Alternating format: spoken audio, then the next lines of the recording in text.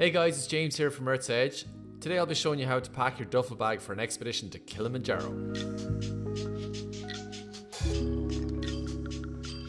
Despite what the manufacturers say, duffel bags aren't actually fully waterproof, so in really heavy rain they will fail. What you need to do is pack all of your equipment into individual dry bags and then put them inside the duffel. Lots of smaller dry bags rather than one big one make it much easier to fit everything into your duffel bag. So let me show you how I do that. I put all my socks, underwear and thermals into one bag, my spare pants, shorts and fleeces into another one. I put my down jacket and down mitts into another bag.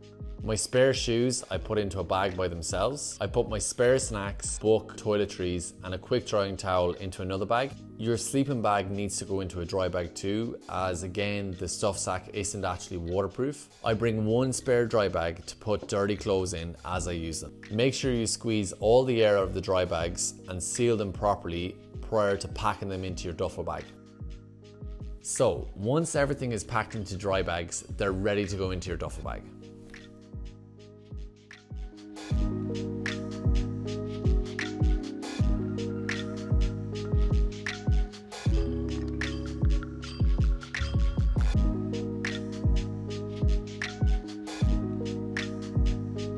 Click the link above for a video on how to pack your day bag. Thanks so much for watching. If you enjoyed this video, please hit the subscribe button. As an expedition company, we focus on having a positive impact on both the environment and the communities we visit. We also set the highest safety standard of any company in the world, sending an international guide and doctor on each and every one of our trips. For more info on our sustainability policies, safety standards, and to see our range of expeditions, visit our website, earthsedge.com.